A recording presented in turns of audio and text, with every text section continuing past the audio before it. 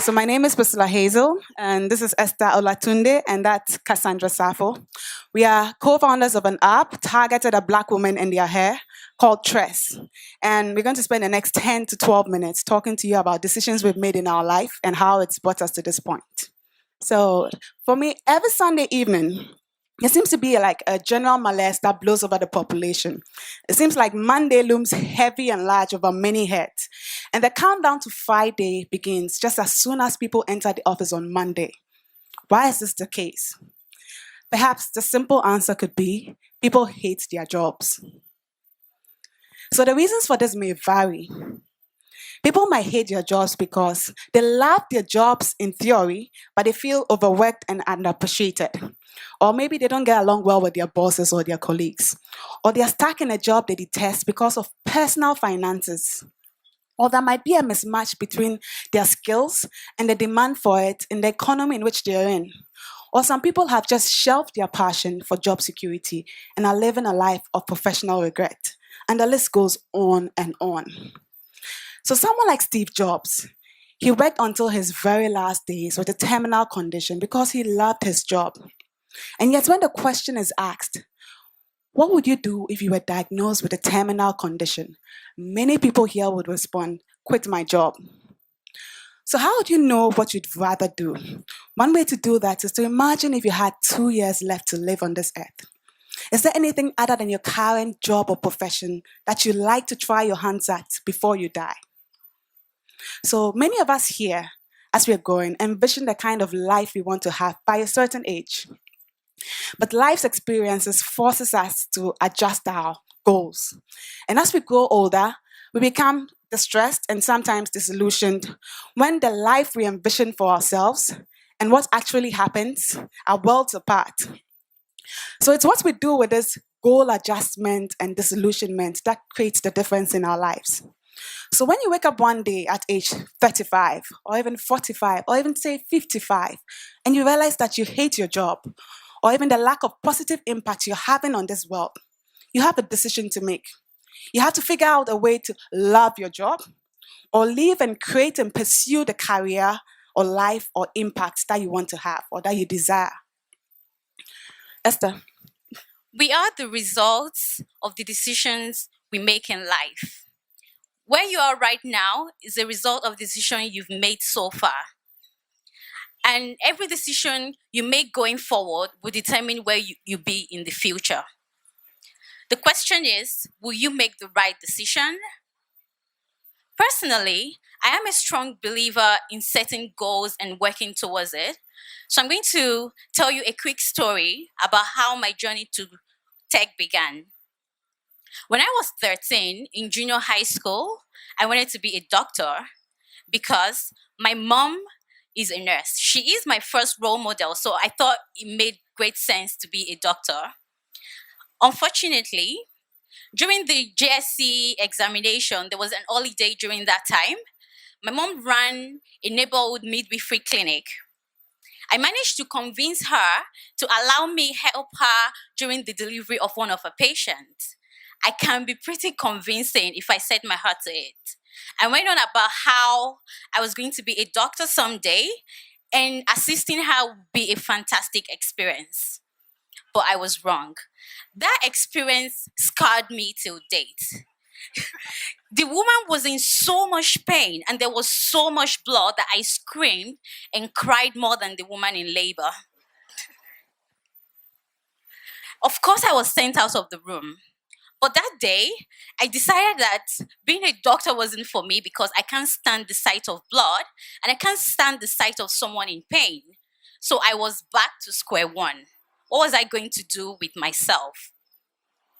Because I was a science student and considering engineering courses, I thought about civil engineering, mechanical engineering.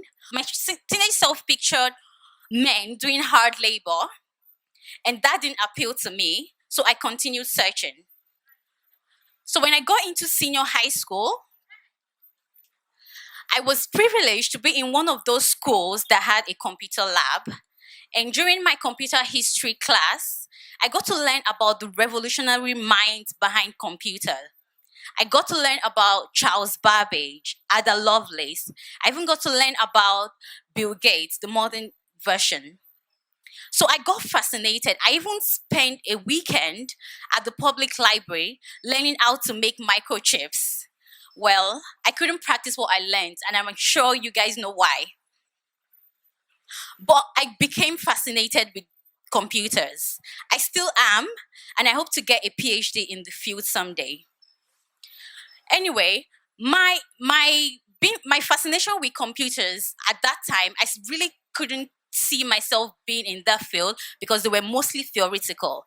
Until 2006, when I got access to the internet and opened my first Yahoo email. I spent hours at the cyber cafe researching and just being fascinated by what the world of internet had to offer.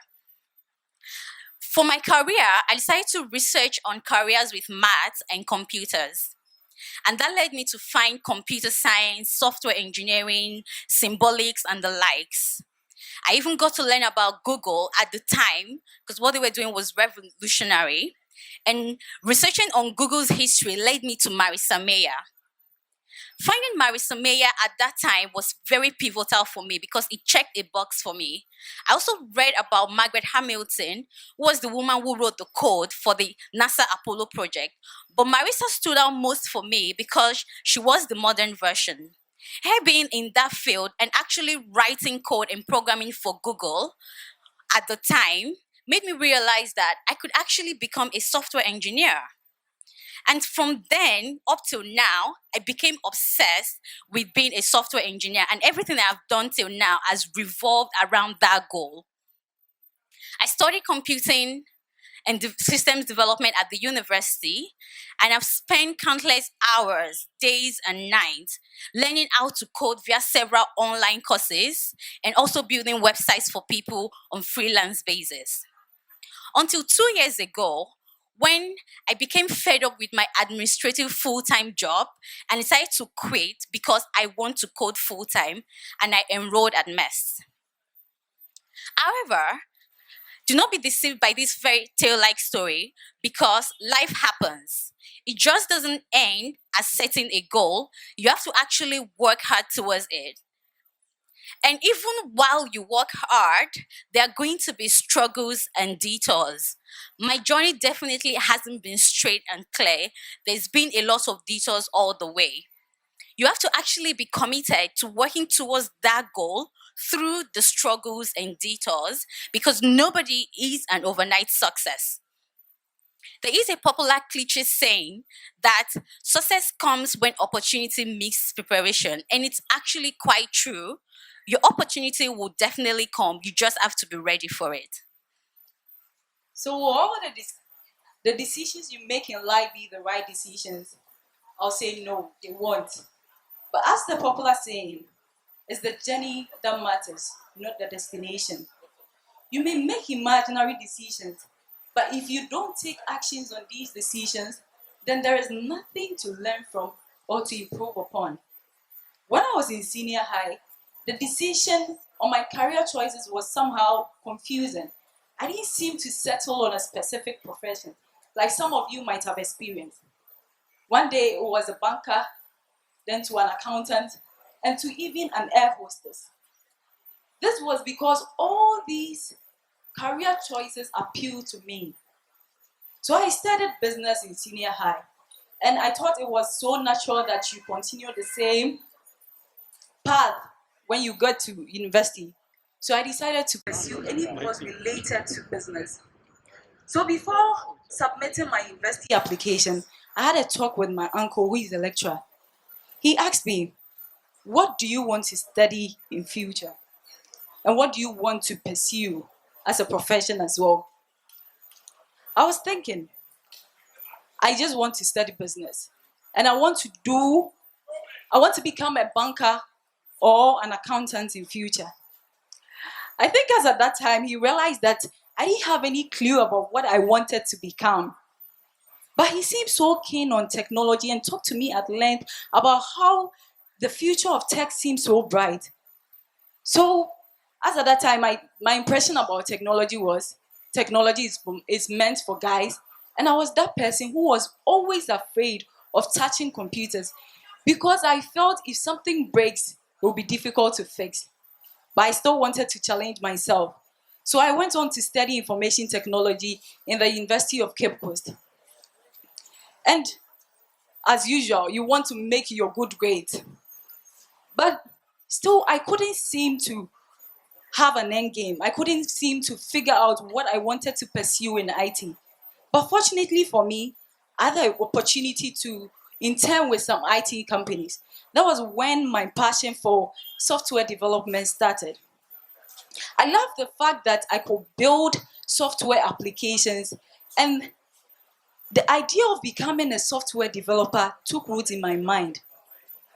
So instead of searching for a job or looking for a job after university, I decided to apply to Meltwater Entrepreneurial School of Technology. I just wanted to do that because I wanted to enhance my skills and learn as much as I could about software development and entrepreneurship. Becoming a software developer and an entrepreneur today was a decision I took before completing university. But attending MEST was the action I took to make that decision and that goal possible. So for me, just like my co-founders, I've made certain decisions that has brought me to this point. So when I was growing up, I originally wanted to become a diplomat or work in international relations. I studied French as a result. So when I finished in university and I was working, I realized that I was increasingly becoming interested in business and entrepreneurship. And I also noticed that I gravitated towards news and articles about tech, startups, and technology in general. So, like, after over 3 years of working, I decided to take the active decision and resign from my job and just go to school and learn all I could learn about software entrepreneurship. So that's why I met my co-founders, Esther and Cassandra. So the decision to attend like the Meltwater Entrepreneurial School of Technology was a personal decision we each took that led us to know each other. Even the decision to build the app Tress was a personal decision we each had to take, first and foremost personally, then thereafter collectively. So for us as a team, it's a stressful time in our lives right now. Let me tell you something that we found interesting before we started working on Tress. So did you know that the black hair care market is worth an estimated $500 billion? And that black women spend 9 times more on their hair than any other race. However, there's no software technology company that is actively innovating in the space. So we are black women and we are passionate about hair and we're excited to use our skills to solve a challenge that we personally saw. So for us, that's why it is stresses time in our lives right now. So what time is it in your life for anyone sitting here in this room? Because remember, a year from now, you'd wish you had started today. Thank you.